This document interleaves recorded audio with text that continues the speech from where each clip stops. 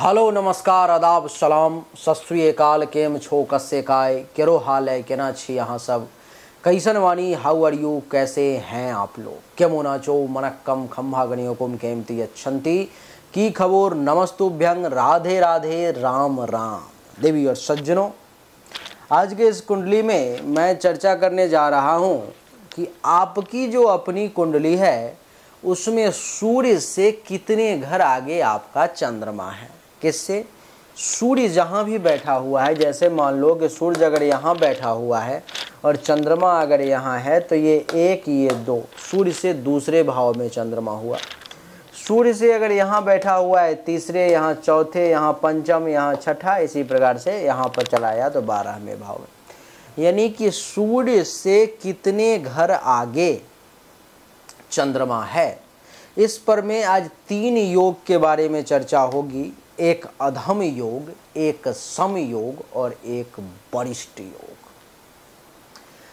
अधम योग के फल को पहले जान लेते हैं, सम योग के फल को पहले जान लेते हैं, वरिष्ठ योग के फल को पहले जान लेते हैं।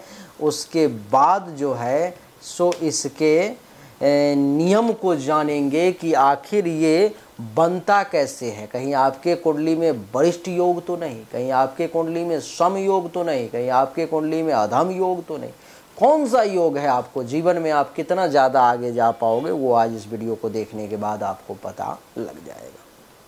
जिसके कुंडली में देवी और सज्जनों अधम योग होता है, महर्षि कहते हैं कि अधम योग में उत्पन्न व्यक्ति द्रव्य, सवारी, यश, कीर्ति, सुख, संपत्ति, ज्ञान, बुद्धि, विनय, निपुणता, विद्या, त्याग, उदारता और सुख आदि का उसे बहुत कम फल प्राप्त होता है। बहुत ज़्यादा कुछ जीवन में वो हासिल नहीं कर पाता है और उसी में वो लटपटा करके रह जाता है। बहुत थोड़े से में वो समय बिता लेता है।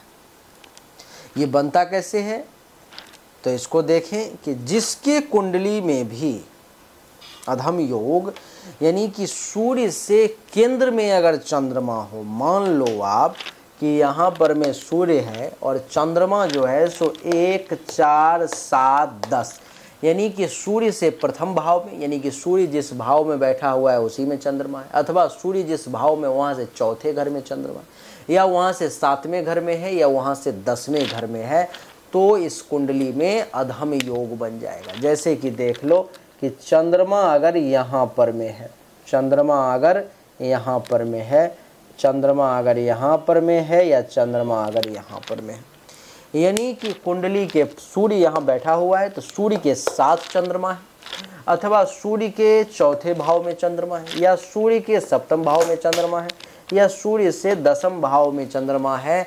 अगर ऐसी स्थिति आपके कुंडली में है तो अधम योग आपके कुंडली में है।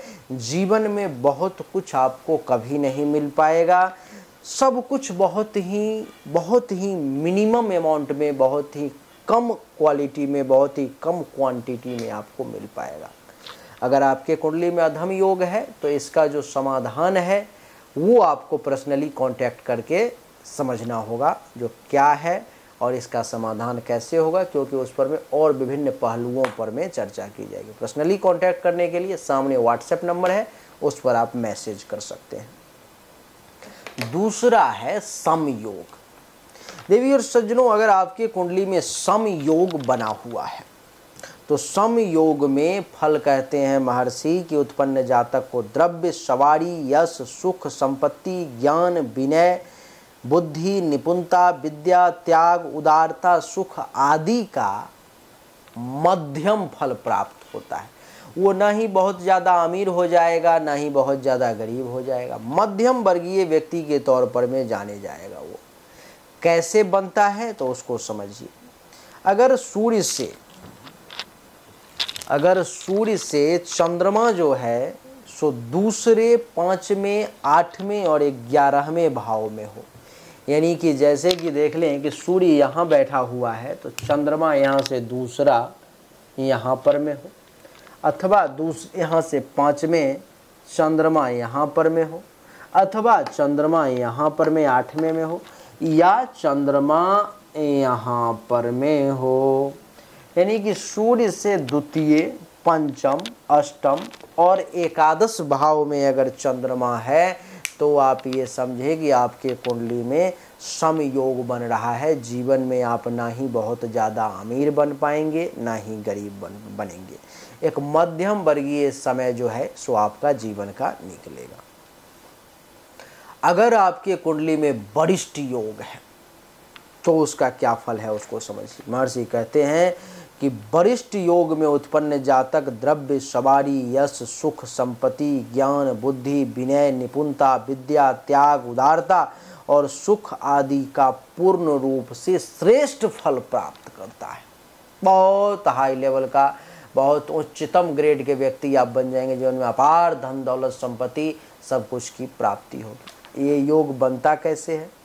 तो सूर्य से जिस किसी भी व्यक्ति के कुंडली में सूर्य से तीसरे भाव में चंद्रमा हो, यानी कि यहाँ पर में चंद्रमा है, छठे भाव में चंद्रमा हो, यानी कि यहाँ पर में चंद्रमा है, नवम भाव में चंद्रमा हो, यानी कि यहाँ पर में चंद्रमा है, या 12वें भाव में चंद्रमा हो, यानी कि यहाँ पर में चंद्रमा है।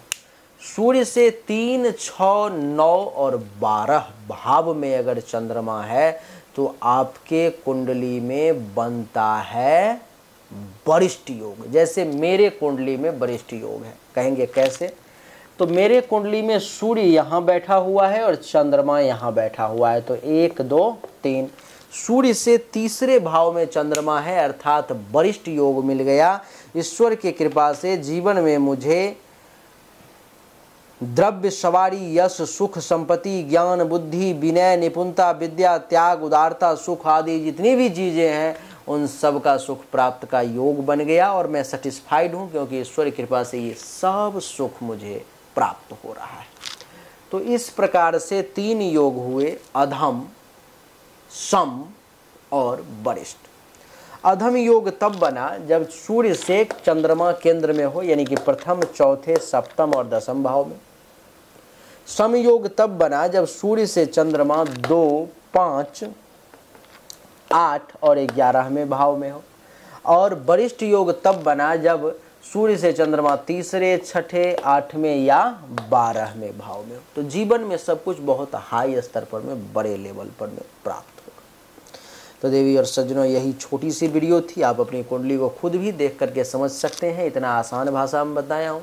वैसे अगर आप पर्सनली मुझसे जानकारी प्राप्त करना चाहते हैं, इसके अलावा भी और भी बहुत सारी चीज़ें हस्तरेखा और जन्म कुंडली के अनुसार जीवन में किसी भी प्रकार की समस्या हो तो उसका निदान होता है जन्म कुंडली हस्तरेखा। तो सामने दिए गए व्हाट्सएप नंबर 7062757996 पर में अपनी जन्म तारीख, जन्म समय, जन्म स्थान ज़रूर भेजें। आपको सही और एक्यूरेट जानकारी निश्चित तौर पर प्राप्त होगी। आप सभी का एक बार फिर से बहुत बहुत धन्यवाद। Thank you so much. जय हिंद, वंदे मातरम। बोलिए राधे राधे, राम राम।